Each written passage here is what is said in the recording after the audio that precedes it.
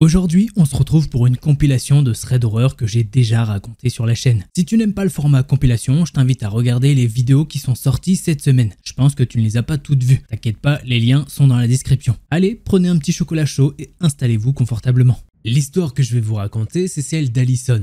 Et elle s'est passée durant l'été 2021. Pour vous mettre dans le contexte, il faut savoir qu'Alison aime bien se balader, notamment la nuit ou dans des endroits calmes le jour pour avoir le loisir de se reposer et d'admirer ce qui l'entoure. Ce jour-là, Alison a décidé de partir en forêt avec son chien. D'ailleurs, ce dernier est un gros chien qui est censé à la base être un chien de garde. Mais bon, qui au final a un caractère peureux. Elle nous dit aussi qu'il fait très beau et vraiment chaud par rapport à d'habitude. Et oui, elle habite en Bretagne. Généralement, elle se balade en forêt là où il y a beaucoup de monde. Mais cette forêt, il faut savoir qu'on peut la diviser en 4 parties et que seulement une des parties est utilisée par les gens. Les 3 autres ne sont pas vraiment aménagées si on peut dire. Et il n'y a que des promeneurs ou des sportifs qui s'y aventurent vraiment. Autant vous dire que c'est plus facile de croiser des animaux que des gens. Alison s'est déjà rendue sur les 4 parties de la forêt qui sont très peu connues et où la végétation est luxuriante. Le tout est écarté des habitations et des routes. Mais bon, elle a l'habitude d'aller se balader dans cette forêt et elle la connaît depuis qu'elle est petite. Donc elle sait quels sont les endroits les plus calmes et ceux qui sont les plus dangereux. Alison se prépare, prend un sac à dos, elle y met des biscuits, de l'eau, son portable et embarque avec elle son chien. Elle arrive quelques minutes après en forêt et elle décide de lâcher son chien pour qu'il puisse se balader librement. Le chien d'Alison s'éloigne mais ne va pas à plus de 30 mètres d'elle. Et quand il voit qu'il ne la voit pas, eh bien il fait marche arrière pour la retrouver. Ou bien il attend qu'Alison l'appelle. Elle arrive presque à mi-chemin et ça fait 1 heure qu'elle marche sur tous les sentiers. Et elle est maintenant au centre de la forêt, ce qu'elle appelle le plateau. Alison nous dit qu'il y a une zone avec peu de végétation par rapport au reste, où elle peut justement voir de loin. Elle décide de se poser là et de boire un coup, vu la chaleur, et elle en profite pour manger les quelques biscuits. Puis elle rappelle son chien pour lui donner à boire également, puisqu'il n'y a pas de ruisseau dans le secteur. Alison appelle son chien, 1 fois, à rien. 2 fois, pareil. Et là, elle l'entend aboyer. Elle rappelle une nouvelle fois son chien pour qu'il vienne. Mais il continue d'aboyer et ne se rapproche pas d'après ce qu'elle peut entendre. Après quelques secondes, Alison décide de se lever en se disant que son chien a dû se coincer quelque part. Ou bien quelque chose comme ça. Ou bien qu'elle a trouvé des animaux. Alison passe à travers les broussailles, elle saute par-dessus des trous, des talus, puis elle se stoppe et elle se dit « Mais attends, pourquoi il s'est arrêté d'aboyer en fait ?» Alison commence à se poser des questions et crie à nouveau son nom plus fort, mais suivi du prénom de quelqu'un d'autre au cas où il y aurait quelqu'un de suspect dans les environs. Elle se dit que comme ça, s'il veut lui faire du mal, eh bien il pensera qu'ils sont 2 en plus du chien, alors qu'au final elle est toute seule avec le chien. A noter qu'elle est sereine sur un point, elle arrive à avoir du réseau peu importe l'endroit où elle se trouve dans la forêt. Alison décide ensuite d'aller s'asseoir derrière un arbre assez conséquent et elle écoute ce qui l'entoure. Elle attend comme ça pendant quelques minutes le retour de son chien, mais pas de signe de lui. Elle décide de se lever, elle regarde les alentours et réfléchit au moyen le plus rapide de partir. Et elle recommence à crier une nouvelle fois le nom de son chien. Et elle appelle une nouvelle fois son ami qui n'existe pas. Et d'un coup, elle a un soulagement. Alison entend son chien qui aboie de nouveau, mais derrière elle, ce qui veut dire que soit il l'a dépassée en la cherchant, soit il a bougé. Mais Alison, elle trouve ça bizarre car elle a pas entendu son chien et s'il serait passé à côté d'elle, eh ben il l'aurait entendu et il serait venu la retrouver. Là, Alison décide donc de se diriger lentement dans sa direction et elle fait le moins de bruit possible.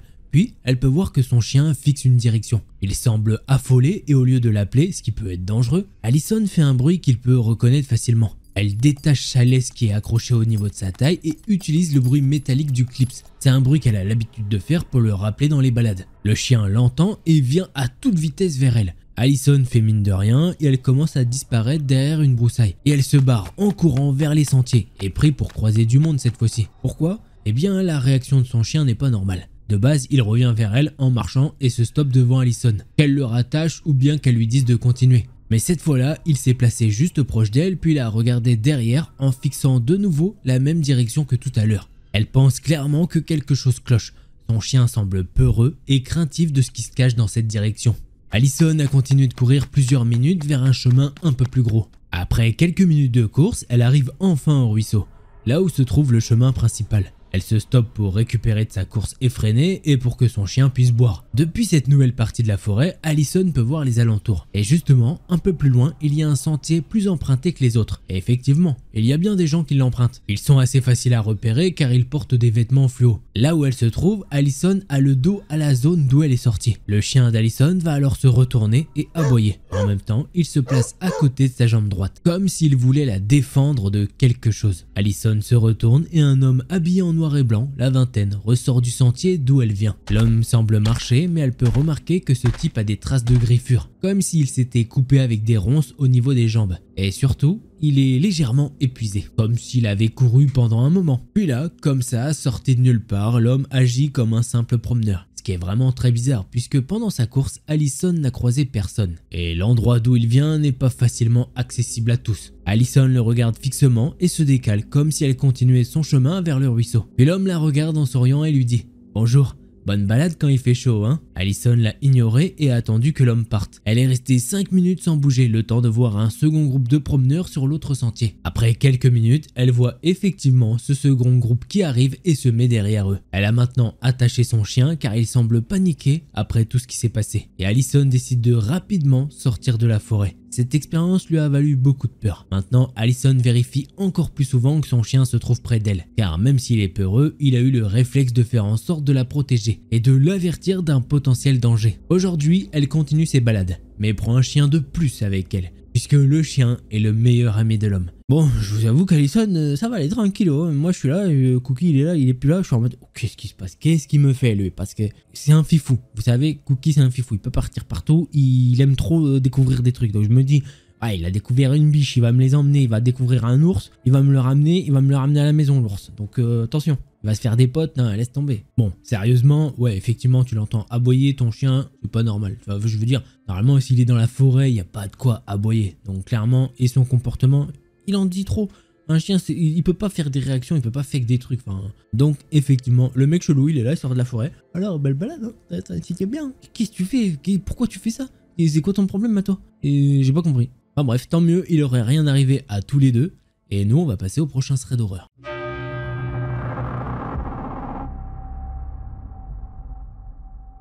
L'histoire que je vais vous raconter, c'est celle de Julien et elle se déroule en 2014. À cette époque, Julien a 14 ans et habite dans le 16e arrondissement de Paris. Quelques jours avant les faits, il faut savoir que la police est venue faire de la prévention dans leur collège pour leur expliquer, entre autres, que des enfants se faisaient suivre jusqu'à chez eux et qu'il faut faire attention. Quelques jours plus tard, Julien sort du collège vers 16h30-17h avec un ami qui s'appelle Tristan. Julien et Tristan font du chemin ensemble, environ 500 mètres. Et arrivé devant une pharmacie, un homme grand et imposant s'approche d'eux. Et il frappe Tristan au visage, puis il s'en va. Sur le coup, Julien n'a pas bien réagi, puisqu'il a cru à ce moment-là qu'il s'agissait d'une connaissance de Tristan, et qu'en guise de bonjour, l'homme lui a mis une petite claque. Mais quand Julien a regardé son ami, il a vu qu'il était resté figé et aucun mot ne sort de sa bouche. Alors Julien a regardé autour de lui pour voir si quelqu'un d'autre avait vu ce qui s'était passé. Mais apparemment, cela n'a choqué personne. Pour info, vers 17h dans le 16e arrondissement, il y a beaucoup de monde.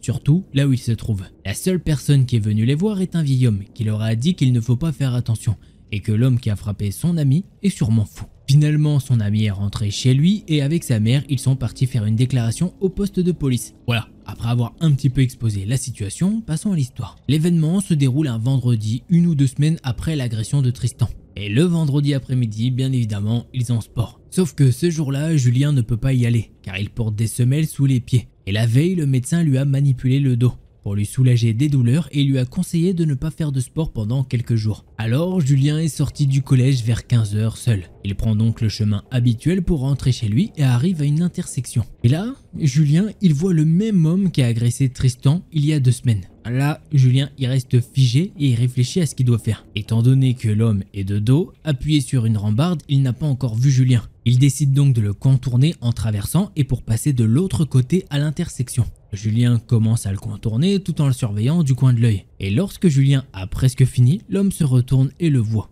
Là, gros coup de stress, mais Julien fait comme si rien ne s'est passé et il commence à marcher sur une ligne droite. C'est à ce moment-là que Julien peut voir que l'homme se lève et traverse la rue et commence à marcher derrière lui. À ce moment-là, Julien commence à paniquer et il a juste une envie, c'est de disparaître. Après quelques secondes, Julien traverse la rue pour aller sur le trottoir de gauche. Et que fait l'homme à votre avis? Il fait pareil et se remet derrière Julien. Il décide donc de retraverser encore la rue et d'aller sur le trottoir de droite. Et ce gars refait également de même. Là, c'est sûr, il n'y a plus de doute possible. L'homme derrière lui le suit. Et il en a après Julien. Il commence alors à perdre ses moyens et il ne sait plus quoi faire. Julien passe devant plusieurs boutiques mais n'a pas le réflexe de rentrer et de demander de l'aide. Arrivé près de la pharmacie où son ami s'est fait agresser, il retrouve ses esprits. Et il se rend compte que s'il continue tout droit, il va arriver chez lui. Et donc l'agresseur peut passer à l'acte à côté de chez lui, ou même pire, l'agresser chez lui. Alors Julien a une idée, c'est de tourner à droite et d'aller dans un centre commercial avec beaucoup de monde. Julien se dirige donc vers le centre commercial et lorsqu'il commence à y avoir du monde autour de Julien, il a perdu l'homme de vue. Julien se sent en sécurité et il rentre chez lui,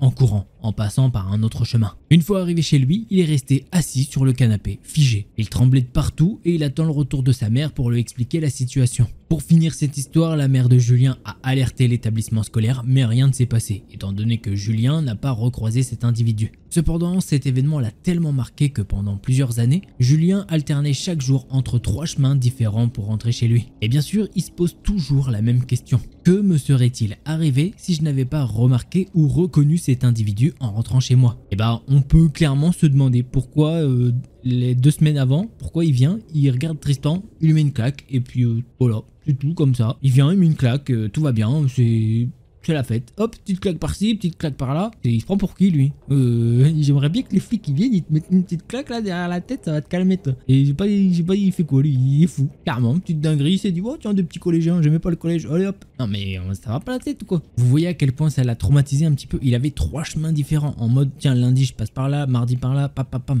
Donc voilà, ça peut laisser des traces, effectivement.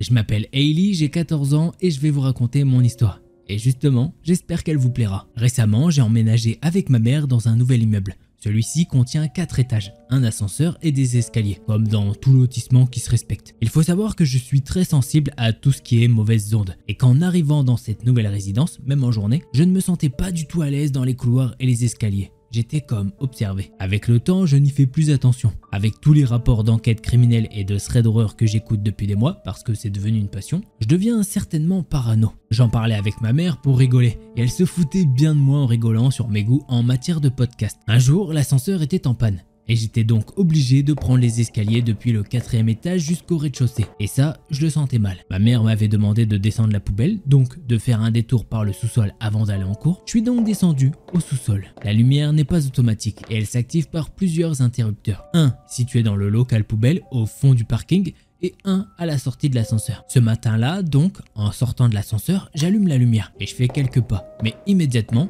elle s'éteint. Sur le coup, je bug. Je suis en stress parce que j'avais quelques appréhensions à descendre et je suis toute seule. Donc s'il se passe quelque chose, personne ne le saura. Je retourne donc à l'ascenseur pour allumer la lumière et je parcours le parking très vite. Je dépose la poubelle et je fais le plus beau sprint de ma vie vers l'ascenseur pour partir de là. Pendant 2 semaines, rien ne se passe et j'avais même pas parlé de ce qui s'était passé à ma mère. Parce que je trouvais ça inutile et ridicule. Et surtout parce que ça pouvait ressembler à un bug de l'installation électrique. Et que c'était pas la peine d'en faire toute une histoire. Le jour dont je vais vous parler se passe 2 semaines après le premier incident. Ma mère m'avait à nouveau demandé de sortir la poubelle avant d'aller en cours.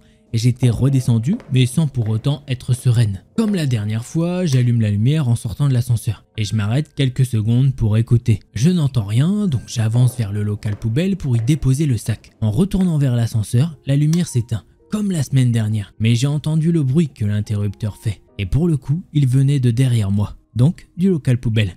Alors qu'il n'y avait normalement que moi. Je réalise que je ne suis pas seul et directement je me mets à courir en direction de l'ascenseur. J'entends des pas pressés derrière moi et je n'arrête pas d'avancer. Au moment où j'arrive à entrer dans l'ascenseur, la scène se passe comme au ralenti, comme dans les mauvais films. Et je vois au moment où les portes se referment, un homme qui se tient debout derrière la porte de l'ascenseur, complètement débraillé. Quand l'ascenseur commence à monter, j'entends comme un hurlement de rage venant d'en bas. Je remonte immédiatement dans mon appart et je tombe dans les bras de ma mère. Et je lui raconte ce qui vient de se passer. Elle me prend très vite au sérieux et appelle la gendarmerie. Ce qu'on a appris ensuite m'a glacé le sang. Avec chance, dans le parking, il y avait des caméras de surveillance un peu partout, parce qu'il y avait déjà eu des histoires de vol de voitures avant. Les policiers nous ont dit que le mec était arrivé à peu près une semaine avant la première fois où j'étais descendu, et qu'au moment où j'étais dans le local ce jour-là, il y était caché derrière une poubelle, à attendre, et c'est lui qui a joué avec les lumières quand j'y étais. Ils ont réussi à intercepter le mec qui était un sans-abri, mais qui était connu pour agression par les services de police. Ils ont trouvé sur lui un canif et un morceau de corde. J'ai beaucoup de mal à m'en remettre, mais j'y travaille petit à petit par des consultations chez un psychologue. Et justement, dans ce genre de cas, je pense qu'il est conseillé, et du coup c'est fait,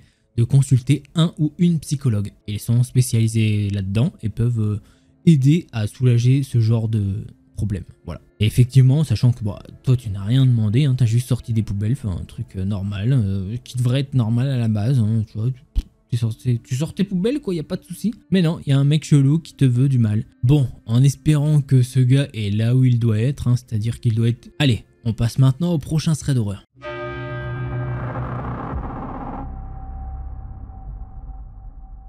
Alors juste avant de commencer ce 4e thread d'horreur, il faut savoir que c'est même pas forcément un thread d'horreur, j'ai envie de dire, c'est plus un témoignage de quelqu'un qui a vécu des choses pas faciles pendant son enfance. Alors il n'y a pas d'acte, tu vois le truc sur des enfants, etc. Mais c'est une enfance pas facile à vivre, donc si jamais, si vous êtes sensible avec le sujet, eh ben n'hésitez pas à passer à la prochaine histoire. Les vidéos sont chapitrées, donc vous pouvez très bien basculer sur l'autre truc. Si ça vous rappelle des choses ou quoi, j'ai pas trop envie de...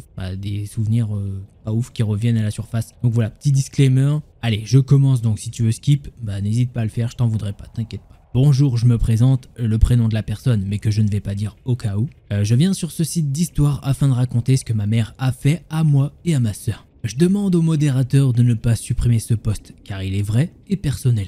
C'est la 3e fois que j'en parle. La première fois, c'était à la DAS en 2011, après que ma sœur m'eut révélé des choses infligées par notre mère, dont j'ignorais l'existence et qui finalement nous unissaient. Oh malheur. Nous avons 11 ans d'écart avec ma sœur, c'est une demi-sœur. La 2e fois que j'ai parlé de ces maltraitances, c'était avec mon psy, au cours des dernières années, afin de guérir et de me libérer totalement du lien toxique. La 3e fois que j'ai parlé de ces choses, eh bien c'est aujourd'hui, avec vous. Vous avez rencontré des personnages inquiétants ou effrayants? Alors je vous le demande, que faire quand la personne terrifiante est votre mère? Nous appellerons ma mère Mariella. Cette histoire s'étend sur 25 ans, étant l'exemple parfait des monstres qui se cachent. Ma mère avait déjà été enceinte en 1976, grossesse qui s'était horriblement terminée par une chute à vélo. Emmenée à l'hôpital, elle avait subi une IVG. Elle m'avait quelquefois parlé de cet événement traumatisant, pour m'avouer enfin que la chute était intentionnellement destinée à perdre l'enfant. Ah, que n'a-t-elle reproduit l'acte avec moi? Cela m'aurait évité bien des tournants. Ma mère rencontre mon père en 1981. Et ils s'aiment. Ma mère, durant les 2 années de relation qui suivirent, semble normale et joyeuse, équilibrée aussi. Ils décident d'avoir un enfant, c'est moi. C'est alors qu'au 5e mois de grossesse, quelque chose vrille en elle, et elle commence à faire des crises de nerfs. Son caractère s'assombrit. L'une de ces crises sera si puissante qu'elle a des contractions et doit être emmenée d'urgence à la clinique afin de ne pas perdre l'enfant. Je nais alors, mais ma mère est changée. Mon père ne la reconnaît plus. Leur relation va de mal en pis. Mon père découvre en ma mère une sombreur insoupçonnée, à un tel point qu'il doit envisager la séparation, pour ne pas dire la fuite. Nous sommes en 1985 et le droit des mères est au-dessus de tout. Mon père consulte un avocat afin d'avoir ma garde. L'avocat lui dit que c'est possible, mais les démarches seront longues et rudes. Et mon père sait, car ma mère l'a sous-entendu dans l'intimité, que s'il décide d'entamer cette action en justice, elle me tuera avant qu'il ait pu dire ouf. Et rappelez-vous, ma mère cache sa noirceur. Elle est toujours parfaitement sensée et souriante envers le commun des mortels, ses amis et ses proches. L'horrible piège est tendu. Si mon père me prend avec lui de force, elle jouera la mère normale et aimante, et elle me récupérera pour me tuer. En revanche, si mon père s'en va et me laisse vivre auprès d'elle, ma mère lui fait comprendre que j'aurai une chance de vivre. Ma seule présence la réconfortera. Qu'auriez-vous fait à la place de mon père? M'auriez-vous enlevé de force des bras de cette mère, gravement perverse et dépressive, mais seulement au sein de l'intimité, tout à fait normale et amicale à l'extérieur? Et 2e question, qui n'en est pas une. Était-ce à moi de réconforter ma mère, moi, le bébé innocent et sans défense? Mon père, après 2 ans d'enfer conjugal, quitte ma mère. Ma mère ne le supporte pas. C'est alors que commencent plusieurs années d'affreux sévices psychologiques, car ma mère veut mettre fin à ses jours et moi également avec elle. Durant plusieurs années, je devrais la convaincre de nous épargner. Vous vous intéressez aux personnages effrayants? Eh bien, voici ce que j'ai subi. Le soir, ma mère éteignait toutes les lumières de l'appartement. Elle me laissait dans le noir.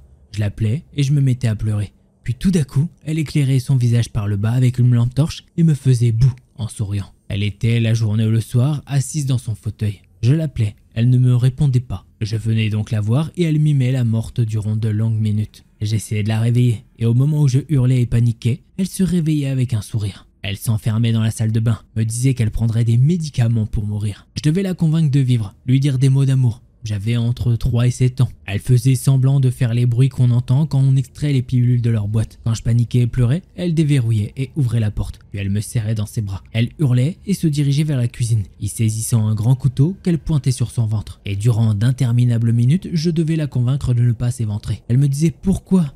Pourquoi toi tu veux vivre ? Est-ce que tu m'aimes ?» Et moi, de mes mots d'enfant, je devais sauver ma mère. La nuit, elle éteignait toutes les lumières, ouvrait la fenêtre de sa chambre située au 5e étage, montait sur le rebord de la fenêtre et je devais la convaincre de ne pas sauter. Parfois, dans son extrême bonté, elle me prenait dans ses bras, montait sur le rebord, là, au-dessus du vide, dans les bras de ma mère. Elle me proposait de nous tuer et me demandait « Tu veux qu'on meure ? Est-ce que tu m'aimes ? Dis-moi qu'il faut vivre. » Voilà, je n'ai parlé de ces choses qu'à mes 16 ans. À ma psy, que ma mère m'avait emmené voir car elle ne supportait plus mon adolescence difficile. Et quand elle a deviné que j'avais raconté des choses de mon enfance, elle a cessé tout bonnement de me payer mes séances. J'ai fui chez mon père lors de mes 16 ans. J'ai appris beaucoup plus tard que ma demi-sœur, dont le père piégé avait lui aussi quitté notre mère, avait subi maintes sévices dont celui du couteau de cuisine. Elle a également subi une horreur que je pense n'avoir jamais vécue. À moins que je ne m'en souvienne pas. Ma sœur a 6 ou 7 ans, elle dort la nuit dans sa chambre, soudain, elle sent un oreiller sur son visage qui l'étouffe. Elle se réveille, la pression cesse. Elle entend alors dans le noir notre mère partir vite en pleurant. C'est à la suite de cette confession de ma sœur que je préviens la DAS en 2011. La DAS va la voir au lycée, mais la laisse rentrer chez notre mère le soir. Le lendemain, elle revient sur sa confession. Il y a prescription sur mon cas, et la DAS, après une légère enquête, au cours de laquelle d'ailleurs elle demanda à 1 ou 2 proches de ma mère d'écrire une attestation, comme quoi ma mère est une formidable mère, ce qu'ils feront, la DAS clôt l'enquête. Ma mère par la suite dira à son entourage que son fils a des problèmes psychiatriques, et qu'il a inventé tout ça en 2011. Comme elle aurait pu dire au tribunal en 1985 si mon père avait voulu me sauver, qu'il était déséquilibré et qu'elle seule pouvait me garder avec amour. Ce monstre est toujours dehors, non jugé, et vit entouré de plein d'amis et de proches qui n'ont jamais rien su, ou qui me croient simplement dérangé. À 40 ans et après 25 ans de psychothérapie, j'ai enfin rompu tout contact avec Mariella, il y a 2 ans. Ma sœur, elle, continue de la voir de temps en temps, elle a 29 ans. Ma sœur m'a dit il y a 5 ans, je ne pouvais pas envoyer maman en prison. Ma sœur va sûrement passer Noël avec sa mère, car sa mère se plaint auprès de ses amis de ne plus avoir ses enfants pour les fêtes de fin d'année. On se demande pourquoi. À tous ceux qui ont vécu des sévices de proches, parlez. Vous n'êtes pas responsable des horreurs d'autrui, quand bien même ces horreurs sont infligées par votre famille. Vous êtes fort et surtout soignez-vous. Soignez votre esprit du mal et du vice auprès de personnes de confiance. Vous pouvez vous libérer de la pourriture dont un autre vous a recouvert. Ne vous vengez pas, ni sur vous ni sur autrui. Soyez lucide, fort et franc. Pour finir, j'envoie tout mon amour à ma sœur, ainsi qu'aux proches qui m'ont écouté et aidé. Je souhaite qu'elle se libère un jour complètement de sa relation avec le monstre. Hélas, notre mère. Et voilà, c'est comme ça que se termine ce thread d'horreur. Donc tout ce qui a été dit ici, c'est par l'auteur du thread, donc de ce témoignage. Du coup, la petite morale à la fin, c'est la sienne. Voilà, donc après, chacun fait comme il veut, s'il veut se venger ou quoi. Moi, je suis personne pour vous dire ce que vous avez à faire. Voilà, donc gros thread, témoignage quoi, donc c'est pas le format classique, etc. Mais ouais, c'est clairement en mode... Ah, t'es censé être ma mère, toi, tu sais, la personne qui normalement s'occupe de moi et tout, qui m'a donné la vie, qui voudrait normalement que je réussisse dans ma vie et que, tu sais, ça soit bien là, à la fin, la vie, tu sais. Normalement, t'es censé, bien, je sais pas, comment dire, évoluer dans la vie. Ta mère, elle t'a tellement donné, à la fin, toi, étant plus vieux, tu redonnes à ta mère, etc. Tu vois ce que je veux dire? Tout pour la maman, comme on dit et tout. Et là, pour le coup, c'est pas le cas. Donc, voilà, c'est une grosse raid d'horreur. Force à tous ceux qui ont, s'il y en a qui ont vécu des choses comme ça dans les commentaires. Voilà.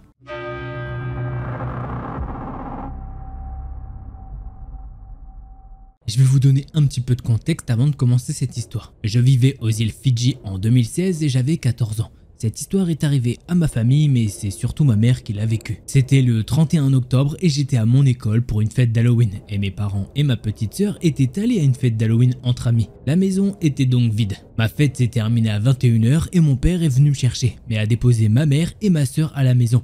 parce que notre alarme de sécurité sonnait. Ma famille a évidemment appelé la société de sécurité et ils ont envoyé une camionnette avec 3 agents de sécurité. Ma mère ouvre la maison et laisse tout le monde entrer. Il vérifie toute la maison et il ne voit personne.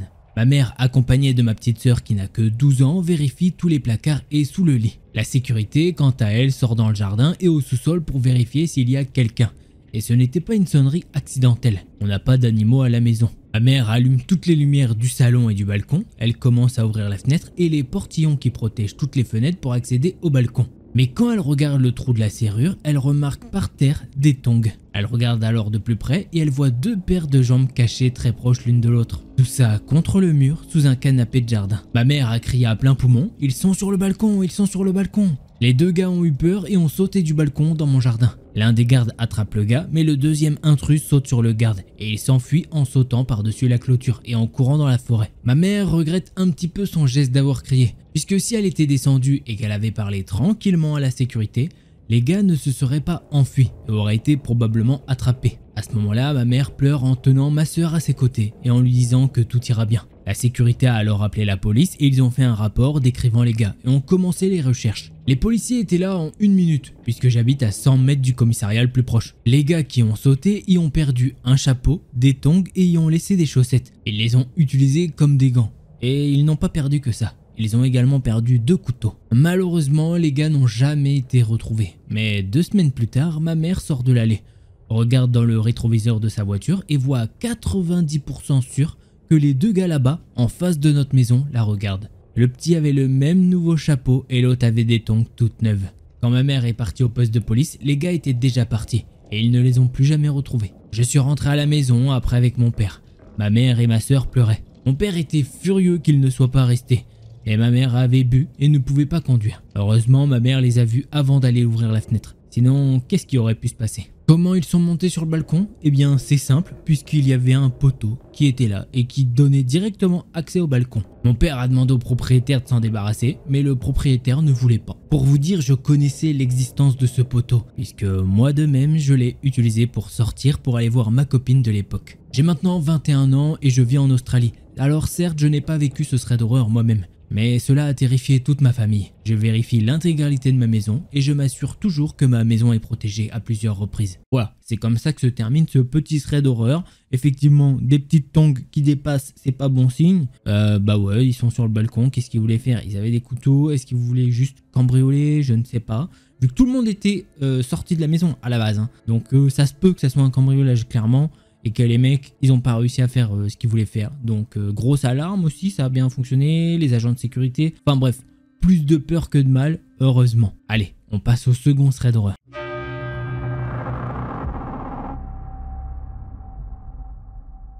Je vais vous donner un petit peu de contexte avant de commencer cette histoire. Je vivais aux îles Fidji en 2016 et j'avais 14 ans. Cette histoire est arrivée à ma famille, mais c'est surtout ma mère qui l'a vécue. C'était le 31 octobre et j'étais à mon école pour une fête d'Halloween. Et mes parents et ma petite sœur étaient allés à une fête d'Halloween entre amis. La maison était donc vide. Ma fête s'est terminée à 21 h et mon père est venu me chercher, mais a déposé ma mère et ma sœur à la maison, parce que notre alarme de sécurité sonnait. Ma famille a évidemment appelé la société de sécurité et ils ont envoyé une camionnette avec 3 agents de sécurité. Ma mère ouvre la maison et laisse tout le monde entrer. Il vérifie toute la maison et il ne voit personne.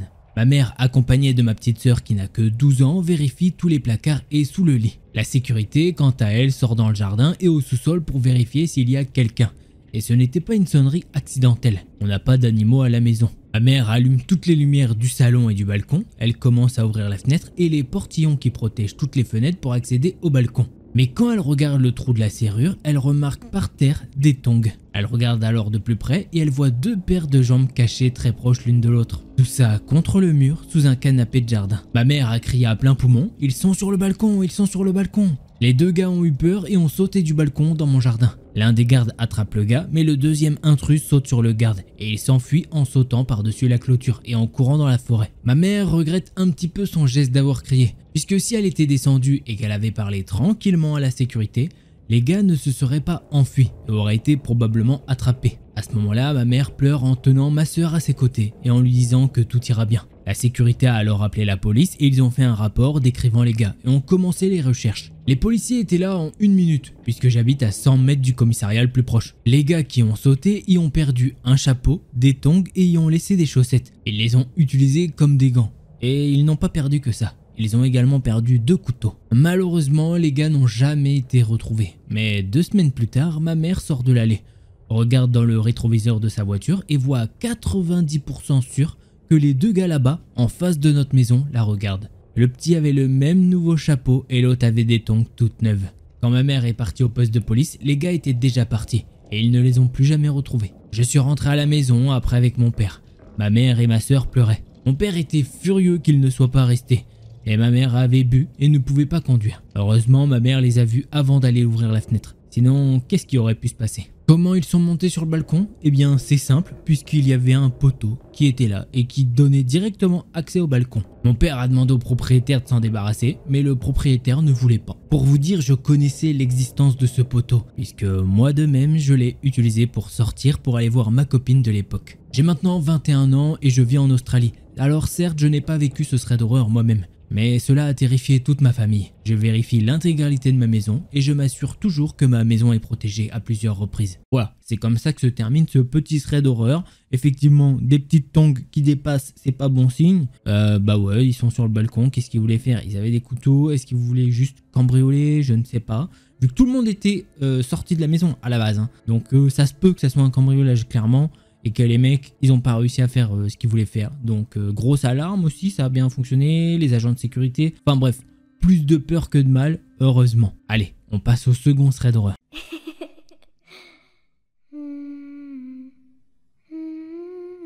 Et je viens vous raconter ici l'histoire d'une soirée à Bourges, une ville dans le Cher en France, où j'ai bien cru finir dans le coffre de cette voiture dorée. On est en 2015, c'est l'hiver. Nous étions 3 filles de 22 ans en 2e année d'infirmière. On va pour le poste se nommer en tant que Isabelle, Émilie et Sophie qui sera moi-même. Nous menons nos études dans l'Allier, mais pour le week-end, Isabelle propose d'aller passer 2 jours dans un appart à ses parents à Bourges, pendant qu'ils ne sont pas là pour profiter un peu de cette grande ville à partir de vendredi soir. Une 4e fille devait nous rejoindre le lendemain. Nous sommes alors vendredi soir, après s'être fait à manger tranquille entre filles à l'appart, Émilie veut sortir et propose de faire une tournée des bars pour s'amuser un peu. Isabelle est partante et moi qui ai toujours été très prévenante, non peureuse mais prévenante au vu du nombre d'aléas qui me sont déjà arrivés, à force bon, c'est beaucoup. Je suis un peu sur la réserve en indiquant que ce soir on n'est que 3, pas 4. Comme on le serait le lendemain et qu'on est l'hiver, qu'il n'y a personne dans les rues, etc.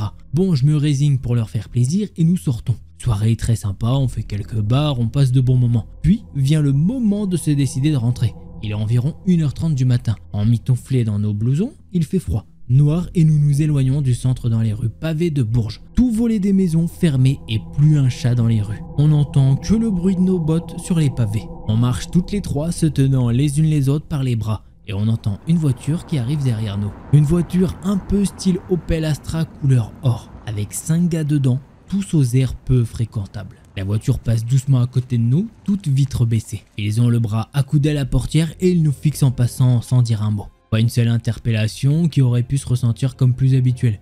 Pas de « Eh mademoiselle », pas de « Bonsoir mesdames », pas de sifflement. Juste rien. Un regard fixe et glaçant sans un sourire, juste un air fermé, sourcils un peu froncés. Il nous dépasse lentement. J'ai un mauvais pressentiment immédiat qui me prend et je dis à Émilie et Isabelle « Venez, on va à gauche ». Isabelle me répond « Mais non, c'est pas le chemin pour aller à l'appart, il faut aller en face ».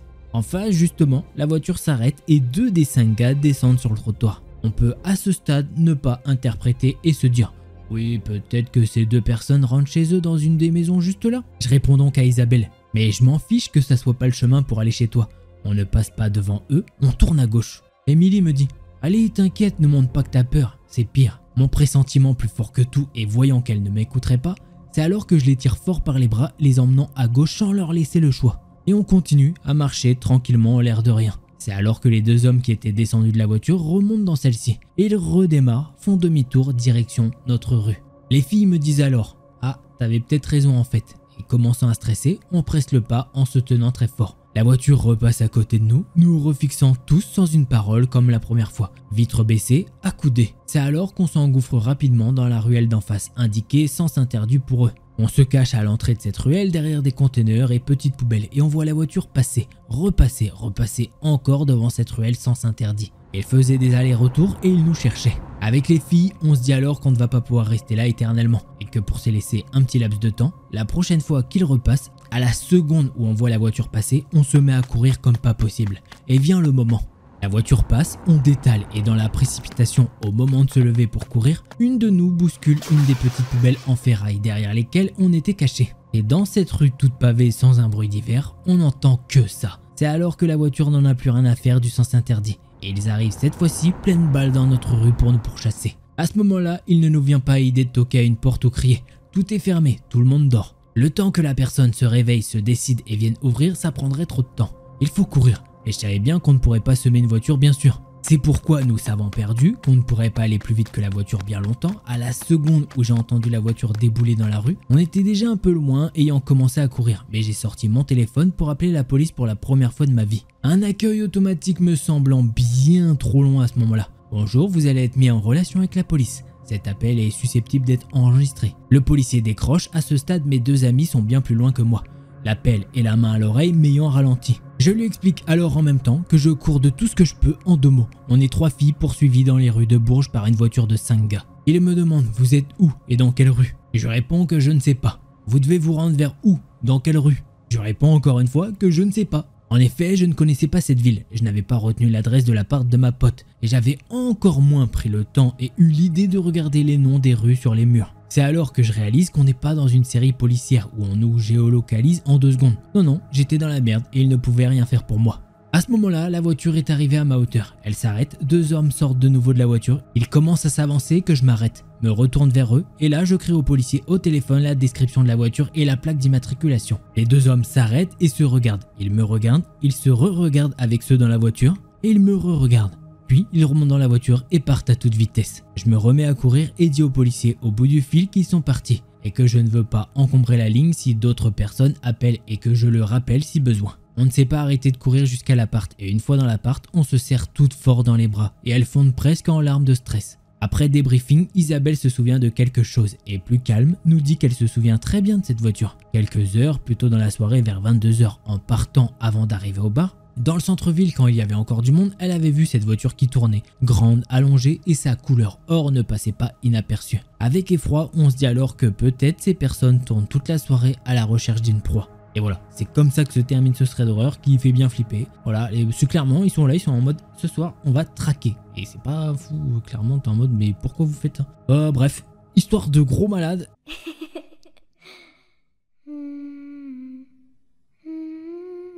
Bonjour, c'est la première fois que je poste quelque chose. Désolé d'avance, ça va être un roman, mais j'essaye de faire en sorte que vous puissiez vous mettre plus facilement à notre place. Je connais ce subreddit grâce à Delcor. Alors c'est juste écrit bizarrement, Delcor, je sais pas comment elle l'a écrit, mais c'est trop bizarre, genre il y a écrit SQUEEZIE. Bizarre, je comprends pas, Squeezie, je vois pas trop comment elle a pu faire une photo si grosse, mais c'est pas grave. Second degré au cas où, c'est vrai qu'il faut préciser maintenant sur YouTube. Mais j'aimerais avoir des conseils pour mieux réagir la prochaine fois. Pour le contexte, je suis une fille de 21 ans. Et avant-hier soir, je suis sorti avec mon amie qui a elle aussi 21 ans. On va l'appeler Alice, dans un bar Girls Only. Tout allait super bien, on a bu un verre et un shot. C'est les seules boissons qu'on ait prises de 21 h à minuit et demi. J'ai aussi pris une fois du poppers, mais bon, rien d'incroyable, sachant qu'en plus de base, je tiens très bien tout ce qui est alcool, etc. Donc c'était vraiment rien. Le bar avait une piscine, l'ambiance était super, on pouvait poser toutes nos affaires n'importe où sans que personne ne vole quoi que ce soit. Bref, c'était super safe. Vers minuit et demi, on sort de la piscine et on décide de rentrer avec le dernier tram pour finir la soirée devant Netflix. Évidemment, en sortant, on croise des hommes ivres un peu pénibles, surtout quand on sort d'une petite bulle de sécurité qu'on avait dans la boîte. Mais rien d'incroyable. On finit par arriver chez elle, on se pose et on réalise qu'on a grave faim vers 1 h 30 du matin. Alors on commande un McDo histoire de se mettre bien. Déjà, relou. On galère à commander, le site bug, bref. Vraiment un pur plaisir. Le livreur ne bougeait pas malgré l'annonce comme quoi il était en route. À force de voir qu'il ne se déplaçait absolument pas, je décide de l'appeler pour comprendre ce qu'il se passe et pour m'assurer que tout va bien. Il me répond lors du deuxième appel et son discours n'était absolument pas cohérent. Il a commencé par me dire qu'il s'était trompé et qu'il avait cliqué sur le bouton pour dire que la commande avait été livrée. mais que comme il avait vu notre adresse, il allait venir. C'était approximativement ça, mais c'était assez brouillon. Je me suis dit directement que ce n'était pas possible. On ne peut plus valider de commande sans code que le client doit donner, donc ça me semblait suspect. Je lui ai donc dit quelque chose, je ne sais plus exactement quoi, mais il a fini par me dire que finalement, la commande venait d'être prête et qu'il arrivait. Ce qui ne colle absolument pas avec ce qu'il avait dit. On attend et Alice se sentait assez motivée à aller chercher la commande seule, mais j'avais un mauvais pressentiment. Donc j'ai mis mon jogging, mes Converse, les lacets défaits et un t-shirt à manches courtes, parce que j'ai facilement très chaud. Et comme il n'était pas prévu qu'on aille dehors et que ça devait nous prendre max 5 minutes, je me suis pas dit que c'était pas nécessaire de prendre une veste. Alice et moi sommes d'une nature très anxieuse, alors le contact avec les gens est compliqué. Mais elle a un peu plus de difficultés que moi parce que, uniquement quand je suis avec elle, j'ai cette sorte d'instinct qui sort de je ne sais où, qui me pousse à tout faire pour lui rendre la vie plus facile et pour la protéger si jamais il y a un danger. Donc je passe devant et je suis celle qui s'adresse au livreur. En ouvrant la porte, je vois le livreur en moto ou scooter, je sais pas vraiment faire la différence. Il avait l'air de s'être stoppé en pleine conversation avec quelqu'un que je ne voyais pas à cause du mur contre lequel il était plaqué. Donc pour pouvoir le voir, je devais sortir. Je me dis que le livreur avait peut-être un pote qui lui tenait compagnie. Ça m'a paru étrange, mais je ne me suis pas inquiété plus que ça, parce que je savais que j'ai une forte tendance à psychoter. Donc parfois j'ignore les signes. Une des seules fois où j'aurais pas dû. Mais bref. Et le livreur refuse de m'apporter le McDo, donc je suis obligé de le rejoindre sous la pluie. Et même si j'avais la flemme d'y aller en t-shirt, je sais que leur taf est vraiment pas évident. Donc j'y suis allé. Je donne donc le numéro cette fois et lui souhaite une bonne soirée. Pendant ce temps, Alice était restée derrière moi, environ 2 mètres pour garder la porte ouverte. Je me retourne vers la porte et je vois l'homme contre le mur se tourner vers l'entrée. Et je vois immédiatement qu'il a consommé un maximum de substances et qu'il vient de se battre puisqu'il avait une grosse coupure sur le front et la moitié droite de son visage couverte de sang. Je ne m'en étais pas rendu compte sur le moment, mais plus tard, Alice m'a fait la réflexion que cet homme s'était uriné dessus et en avait plein le pantalon. Je retourne vers mon ami en évitant de le regarder,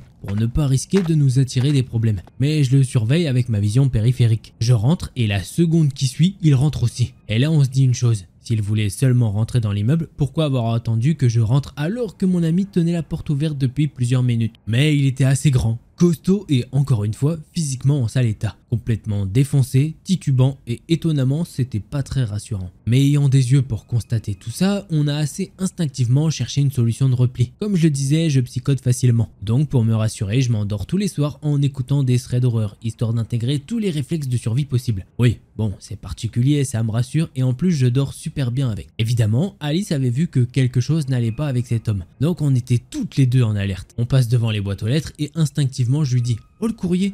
On n'a pas checké depuis un petit moment, on devrait le faire. Alice me suit immédiatement dans mon impro tremblotante et me répond « Ah mais oui, on oublie tout le temps ». On s'arrête devant une boîte aux lettres au pif et je fais maladroitement semblant de chercher des clés que j'avais dans la main depuis le début, ce qui complique sérieusement l'impro. On indique donc à cet inconnu qu'il peut avancer parce qu'il nous faut du temps pour checker le courrier. Et il nous répond « Non vas-y là, vas-y ». Tout ça en faisant un mouvement de main comme s'il s'apprêtait à nous frapper. On a donc très peu sereinement avancé dans le couloir, collés l'une à l'autre, un McDo dans la main, jusqu'à l'ascenseur toujours suivi de cet inconnu. Je me dis que je devrais faire semblant d'avoir un appel pour le laisser rentrer dans l'ascenseur en évitant une crise de colère de sa part. Mais j'ai à peine le temps d'essayer d'articuler ma phrase en indiquant l'ascenseur comme pour poliment le laisser passer, qu'il a avancé vers nous d'un air menaçant, toujours en faisant de grands gestes très peu rassurants. Puis il a répété « Non mais vas-y c'est bon !»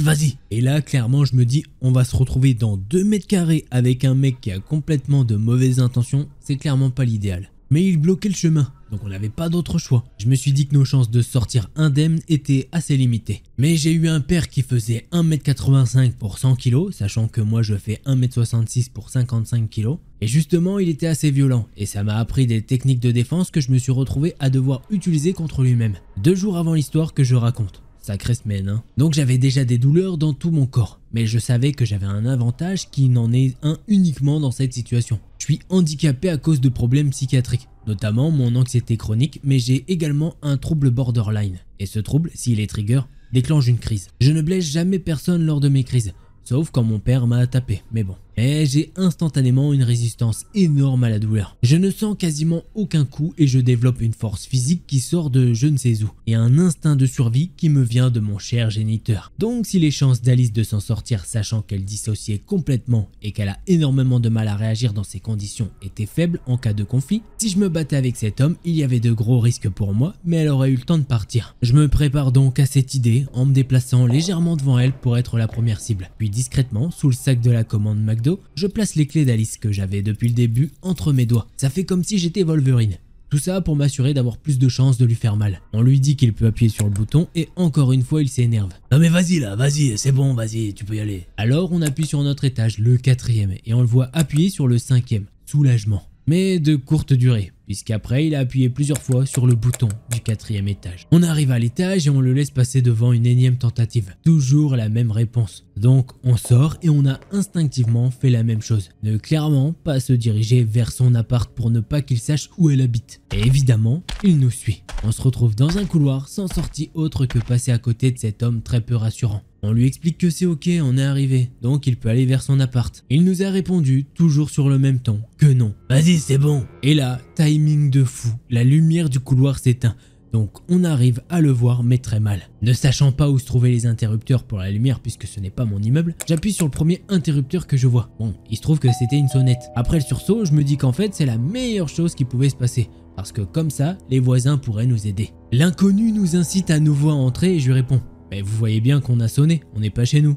Donc on attend qu'on nous ouvre. Mais rien ne se passe, alors je sonne à nouveau, longtemps, puis j'appuie plusieurs fois pour signaler que c'était urgent si quelqu'un entendait. Mais non, personne. Après un court sentiment de soulagement à l'idée d'obtenir de l'aide, on était à nouveau seul. Il a insisté pour qu'on ouvre la porte. On lui a répondu qu'on attendait et Alice a dit « Je vais lui envoyer un message, il doit dormir ». Tout ça en parlant de ce supposé pote qui habitait là. Elle a profité de ce moment pour contacter son copain qui habite avec elle de base mais qui n'était pas dans notre ville cette soirée. Mais au vu de nos tentatives approximatives pour se sortir de cette situation et de notre discours incohérent, l'inconnu se doutait sûrement qu'on mentait. On lui a demandé ce qu'il voulait exactement et pourquoi il fait ça en même temps. Et il a dit qu'il voulait rentrer chez lui. Donc on lui a dit de le faire et il nous a répondu que justement il habitait juste en face de l'appartement devant lequel on était. Il avait largement la place de rentrer dans son appartement, mais on s'est collé au mur pour lui faire signe de passer. Et il nous a répondu qu'il n'avait pas les clés et qu'il attendait un ami. Exactement ce qu'on lui avait nous-mêmes dit. Et selon lui, puisqu'il n'avait pas les clés, on devait ouvrir notre porte. Très logique. On lui a expliqué que nous non plus, on n'avait pas nos clés et qu'on n'avait pas les siennes non plus. Et que donc littéralement, on pouvait rien faire. Il a fini par appeler son pote. On ne sait pas si c'était vraiment son pote et qu'il nous disait la vérité. Même si c'est très peu probable. Le cerveau humain se rassure comme il peut. On ne sait pas si c'était un complice et sur le moment, on s'est demandé s'il était réellement au téléphone. Mais Alice a eu l'idée de profiter de ce moment pour dire bon, comme il répond pas, autant aller fumer. Au cas où il n'est pas entendu, je lui ai répondu ah ouais, carrément, on va fumer. J'ai dit ça assez fort et on a tracé comme jamais. Toujours les lacets défaits évidemment. Mais je suis pas tombé et je les ai faits dès que possible pour éviter de nous mettre des lacets dans les roues. T'as capté la blague. On a pris les escaliers et j'ai dit à ma pote de s'arrêter au 3e étage au lieu de réellement sortir au cas où il décide de nous suivre pendant qu'on sort pour aller fumer. On n'avait que son téléphone et j'ai pris les devants pour appeler la police.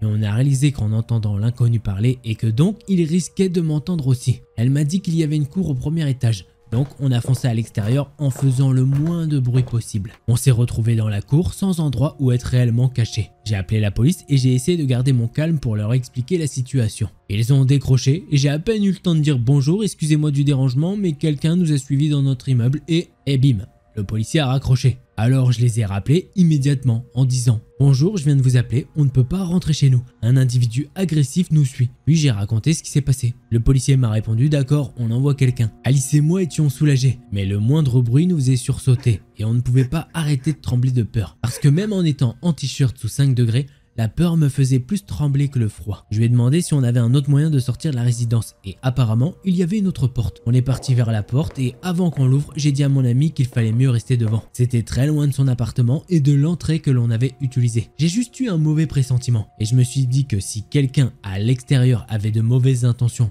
et qu'on était dehors sans pouvoir retourner rapidement à l'intérieur, on serait en danger. Et qu'en restant à l'intérieur juste derrière la porte, on aurait quand même le temps de s'enfuir si on voyait l'inconnu revenir. Mon pressentiment s'est avéré correct puisque la porte était plus une sorte de portail en métal avec des espaces vides. Alice et moi étions dans l'ombre, on voyait la ruelle éclairée de l'autre côté du portail mais nous étions difficilement visibles. Mais de temps en temps, je déverrouillais son téléphone pour voir si la police m'avait recontacté. Puisque, par mesure de sécurité, après avoir vu toutes les vidéos thread d'horreur, on a mis le téléphone en silencieux. Mais voilà, le téléphone a donc fait de la lumière quand j'ai voulu voir si on avait des nouvelles. Et 2 hommes sont passés à ce moment-là. Et ils nous ont vus, avec une simple lueur de téléphone. Ils ont commencé à chercher à nous rejoindre sans succès, puisqu'on était derrière la porte fermée. Ils parlaient, mais je ne me souviens pas de grand chose, avec tout stress qui s'accumulait, et on est parti. Se rapprochant donc de l'immeuble où se trouvait l'autre inconnu. On s'est à nouveau plus ou moins caché, bien qu'aucun lieu n'était vraiment idéal. J'ai à nouveau appelé la police pour savoir dans combien de temps ils arriveraient puisqu'on les avait déjà appelés 30 minutes auparavant. Quelle surprise d'apprendre que mais ils ne sont pas encore là parce que nous n'avons pas assez de patrouilles. Donc personne n'est encore parti. On vous appellera quand on sera là. Ce qui aurait été une information intéressante à connaître avant. À nouveau, ce sentiment terrifiant d'être réellement seul, sans aide. En sachant pourtant que toutes les justifications ignobles et fausses que certains trouvent pour mettre la faute sur les femmes ne sont même pas utilisables dans notre cas. Rien ne justifie de subir ça. Mais nous avons simplement récupéré un McDo en jogging pyjama. Été poli et on n'a rien dit. Puis on a confronté la personne. Demandé de l'aide plusieurs fois, on a fui, on s'est caché et on a appelé la police. Et pourtant, on était là, seul, à devoir trouver une solution pour se sortir d'un bordel sans nom. Je suis en très bon terme avec mon ex-petit ami que l'on va appeler Tyler. C'est un mec de 29 ans. Je dors souvent chez lui, on passe beaucoup de temps ensemble.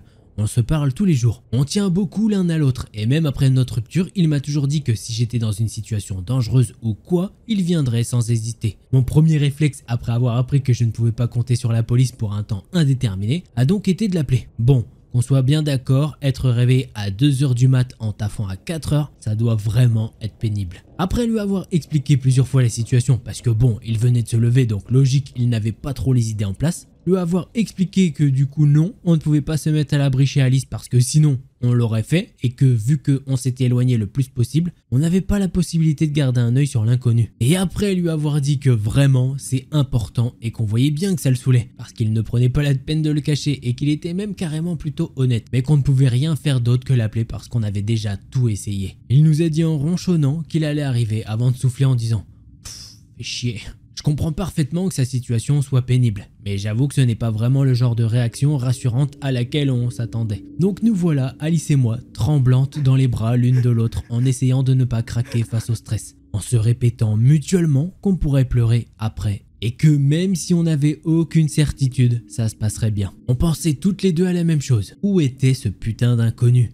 Qu'est-ce qu'il voulait nous faire? Quand est-ce que la police allait arriver? Quand est-ce que Tyler allait arriver? Une vingtaine de minutes plus tard, ce qui nous a semblé être une éternité, Tyler est enfin arrivé. Il était un peu saoulé en apprenant qu'on n'allait pas sortir par la porte habituelle parce qu'on ne pouvait pas. Mais on a fini par le retrouver. J'étais soulagé et je lui ai demandé s'il avait bien pris la batte de baseball qu'on avait justement acheté ensemble pour ce genre de situation. Il m'a donc annoncé que non, puisque de ses 1m64 et 60 kg, il pourrait éclater l'inconnu en question. Alice et moi, on s'est regardés, se sentant quand même légèrement moins rassurés, puis je lui ai réexpliqué la voix tremblotante à cause de l'angoisse, ce qu'il s'était passé en décrivant l'inconnu un peu plus en détail pour lui expliquer que c'était très gentil d'être venu et que ça restait quand même plus rassurant, mais que non, il ne pourrait pas éclater le gars. Il nous écoutait à moitié en bâillant et en s'étirant, et je lui ai dit que je commençais à avoir vraiment froid. Donc il nous a amenés à sa voiture. Tyler nous a suggéré de discuter entre nous de ce qu'il s'était passé, mais notre gorge était trop serrée pour parler. Et on ne craque pas maintenant. On pourra pleurer après. On jette un coup d'œil à Tyler et on se rend compte qu'il fait une sieste. Je l'ai réveillé en lui demandant s'il était sérieusement en train de dormir. Et il m'a répondu que oui, un petit peu. En toute honnêteté, se sentir si peu pris au sérieux dans une situation à ce point traumatisante, ça rajoute un stress,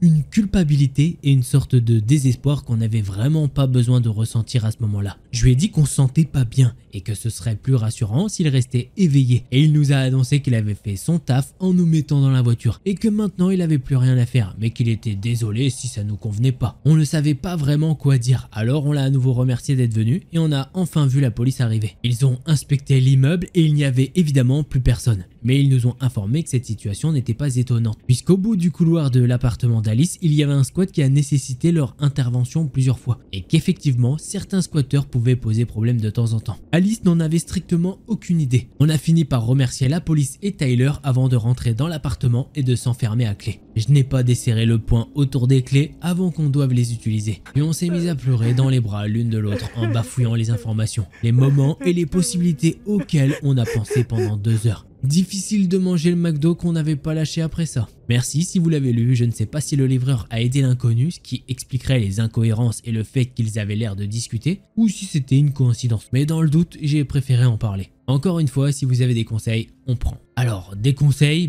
dans ce cas-là, je pense que les filles ont fait, y a rien, elles n'ont rien à se reprocher. Enfin, je veux dire, elles ont pas... Qu'est-ce que tu veux qu'elles fassent de plus? Elles commandent un Uber Eats à cette heure-là, d'ailleurs, je sais pas où ça livre à... C'est peut-être à Paris, je me dis, parce que je vois pas où ça livre à 1h30 du matin. Bref, ok, c'est une chose. Mais elles ont tout fait bien, je veux dire, tu as envie de descendre en pyjama ou petite tenue... tu descends comme tu veux, on s'en fout. Du moment que t'es pas à poil dans la rue, ce qui est interdit, là, t'es habillé, y a pas de souci. Donc non, t'as le droit.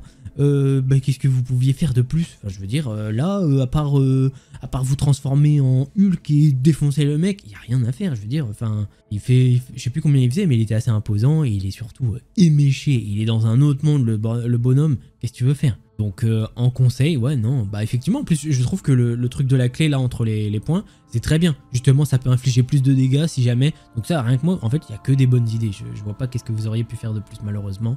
Si ce n'est ne pas rencontrer un trou du cul comme ça. Voilà, je suis désolé pour vous, clairement. Merci en tout cas d'avoir partagé cette histoire sur Reddit.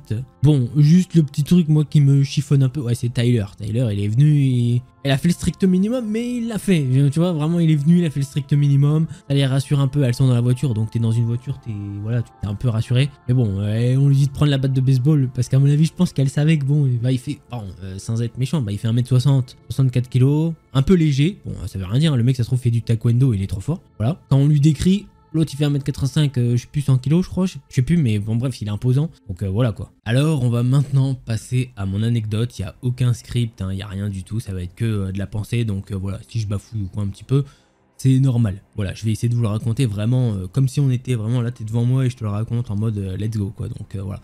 Il n'y a pas de souci. En fait, il faut savoir que ça fait une bonne semaine ou quoi que je suis malade un petit peu et que du coup ma copine est malade aussi, du coup je vais refiler, moi j'étais malade, je vais refiler.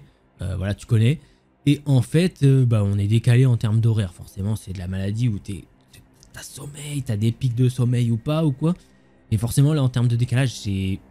Voilà, en termes d'horaire de dormir, c'est n'importe quoi. À un moment, ma copine, elle va dormir. Et du coup, moi, je finis mon boulot un petit peu. Et je suis là, au bout d'un moment, j'ai moi aussi envie de dormir. Mais j'ai pas envie de la réveiller. Du coup, je dors dans le canapé, sur le salon. Je baisse les volets. Hop, clac, clac, clac. Le petit cookie, il est également sur le canapé, de l'autre côté, voilà. Et je me mets à dormir. Je m'endors assez vite. En fait, je me vois dans mon rêve, je suis moi, tu vois. Et j'arrive au moins un d'un bâtiment. J'arrive par l'extérieur du bâtiment, enfin l'arrière du bâtiment. Et en fait, quand j'ouvre la porte, hop, je vois un mec derrière moi. Je le vois, il est à 1 mètre de moi. Il a un pull beige, voilà, assez beige, assez clair. Et un pantalon marron, vraiment marron, de chez Marron. Et en fait, son visage, je l'ai pas trop vu. J'avais ouvert, mais du coup, j'avais vu qu'il y avait quelqu'un, mais j'ai pas capté vraiment qui c'était. Et je rentre dans le -1 du bâtiment. Comment dire, il y a un mur blanc et il faut aller un petit peu sur la droite, il faut faire 2-3 mètres. Et ensuite, tu as un long couloir et enfin, au fond de ce couloir, tu as un ascenseur. Voilà. Et là, quand j'ai enfin une visu sur l'ascenseur, chose que je n'avais pas avant de faire les 2-3 mètres, eh bien, j'arrive et je vois cet homme qui est devant l'ascenseur. Chose qui est pas normale, puisque normalement il était 1 mètre derrière moi tout à l'heure. Donc ok, même s'il est rentré dans le bâtiment avec moi, il aurait dû me dépasser pour au moins voilà. Donc non, comment il s'est TP là-haut, j'en ai aucune idée. Et voilà, je sais pas. Là je me dis c'est bizarre, sachant qu'en plus il y a un truc qui est bizarre, c'est que cet homme il a pas de visage, enfin je comprends pas son visage. J'ai l'impression qu'il y a une boule certes, voilà, ça c'est la forme d'un visage, mais il n'y a pas de trait distinctif, c'est comme s'il n'avait pas d'yeux ou je sais pas, c'était très machin. Il a pas, déjà full chauve, ça voilà. Et je sais pas, il a pas de trait distinctif vraiment, il a pas de barbe, etc. Il a peut-être des yeux et tout, mais je m'en rends pas compte. Et c'est trop chelou. Donc j'arrive quasiment vers l'ascenseur, mais avant d'aller prendre l'ascenseur, il y a une porte pour qui mène au 0 en fait. Et du coup je me dis vas-y, je vais aller au 0, je vais aller prendre l'autre ascenseur parce qu'il est chelou le mec, j'ai pas envie d'être avec lui, trop chelou. Et en fait, c'est un escalier en colimaçon. Et du coup, je commence, je fais 2-3 marches. Allez, en fait, plus 8. Du coup, j'arrive à la 8e marche, on va dire, à peu près. Et là, qui est-ce que je vois? Cet homme. Il est là. Je le vois. Je passe devant lui. Il est là, là, comme ça. Et je le regarde, du coup. Et là, je revois quoi? 4 marches plus haut. Bah, lui, encore. Mais il est toujours là. Donc, ça veut dire, limite, ils sont 2, en fait. Là, je me dis, mais ils sont plusieurs. C'est pas possible. C'est quoi ce délire? Et enfin, bah, du coup, avant d'arriver au 0, paf.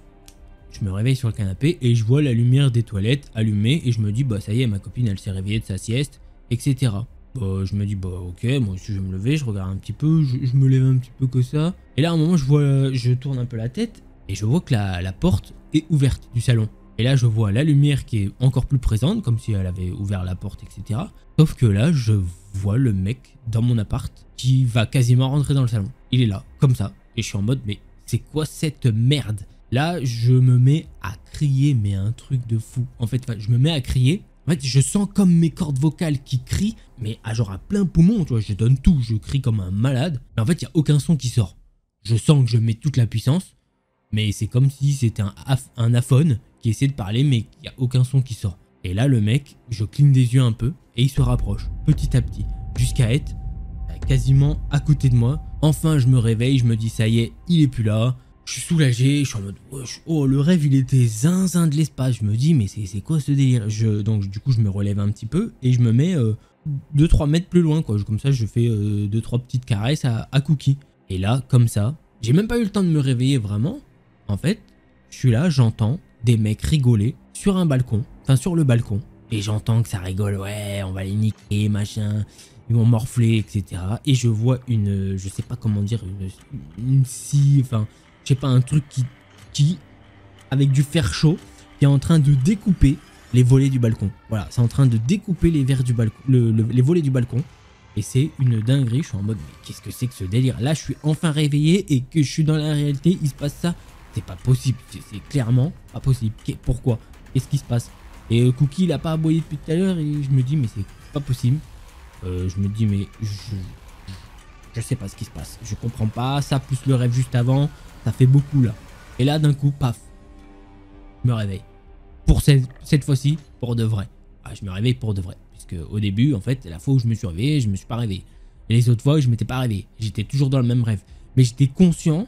Enfin, tu vois, mes rêves, j'étais à la même place. Tu vois, mon rêve avait créé le fait que je dormais sur le canapé, à la bonne place, etc. Donc, truc de fou, c'est ça qui me surprenait, qui me disait mais c'est vrai en fait, parce que j'étais à la même place que je devrais être. Donc forcément c'était une dinguerie. Ah, je peux vous dire que, voilà, tu vas me dire bon c'est rien, t'as fait un cauchemar. Ouais un peu, mais cauchemar, mais paralysie du sommeil un petit peu. J'arrivais rien à faire quand il y avait le mec chelou. J'arrivais à rien faire, je pouvais pas me lever, je pouvais pas lui péter la gueule, aller chercher un couteau, je pouvais rien faire, j'étais keblo, j'avais aucune sensation, je pouvais rien faire. Donc je sais pas si ça s'apparente à de la paralysie du sommeil. Donc ça me fait chier parce que du coup à force d'en raconter, bah, peut-être que c'en était une, je sais pas. Moi ça m'était jamais arrivé. Je vais pas vous mentir que c'était pas le but. J'avais pas envie de vous... Voilà. D'en avoir une, clairement pas, parce que en plus bah du coup j'étais quand même fatigué puisque voilà. Donc j'ai fait des caresses à mon chien pendant je sais pas 10-15 minutes. Mais après j'étais recrevé. Du coup bah j'ai pris des écouteurs là, Bluetooth, etc. Et je me suis mis de la musique, non pas de la musique, j'ai mis de la pluie qui tombe avec du tonnerre, enfin bref, un truc détente, etc. J'ai eu du mal à dormir. Et hier j'étais en mode, ouais bah, j'ai peur de dormir limite, j'espère qu'il n'y aura pas un truc comme ça. Mais le pire c'est qu'en plus du coup, et bah avant de dormir tu repenses et tu te dis faut pas qu'il y ait ça. Sauf que on sait très bien que normalement, si avant de dormir tu penses à un truc, plus ou moins tu peux essayer d'influencer cette chose, des fois ça revient. Je sais pas si vous par exemple vous avez déjà fait une partie 1 d'un rêve et le fait de ressasser ce truc, et ben tu vois, tu débloques la partie 2. Voilà donc je sais pas, d'ailleurs n'hésitez pas à me dire ça si vous avez déjà eu des trucs comme ça ou si vous avez des cauchemars qui reviennent en boucle par exemple. Ça c'est quelque chose d'horrible. Moi je sais que c'est pas un cauchemar que... Enfin c'était pas un cauchemar mais quand j'étais petit, il y avait genre des coussins. En gros, j'avais pas la force de les soulever. Enfin je sais pas, c'était n'importe quoi. C'était même pas effrayant, hein. C'était juste, ça n'avait aucun sens. Le coussin pesait rien du tout et je n'avais pas la force de soulever ce coussin. Et ça revenait souvent, ce truc là. Donc je sais pas qu'est-ce que ça veut dire. S'il y en a qui sont pros, bah n'hésitez pas. Hein. Voilà, Bon, c'était une petite anecdote en plus, j'espère qu'elle vous a plu. Bon, je me suis dit je vais vous la partager vu qu'elle est assez flippante. Vraiment, la tête du mec, le mec était trop chelou. Je vais voir si je trouve sur internet quelque chose qui ressemble à ça. Je ne sais pas, sachant que je ne suis pas biaisé par ça. Il y en a qui vont se dire ouais mais comme tu regardes ça et tout. Non, la tête du mec qui a cette tête là, ça ne me dit absolument rien. Donc c'est même pas moi, enfin je regarde pas ces trucs là, ça se classifierait dans des SCP ou des trucs comme ça, ARG et tout. Et je regarde pas, donc c'est pas que j'ai ça H24 dans ma tête. Donc non, je sais pas, bizarre. Voilà, j'espère que vous avez kiffé cette anecdote, hein. Là je pense que pour le coup c'est la fin de la vidéo. Si vous avez kiffé, un petit pouce bleu, un abonnement, ça me fait très plaisir, voilà. Je vous dis à la prochaine, hein. Si vous voulez une autre vidéo, c'est par ici. Allez, tous les petits potes.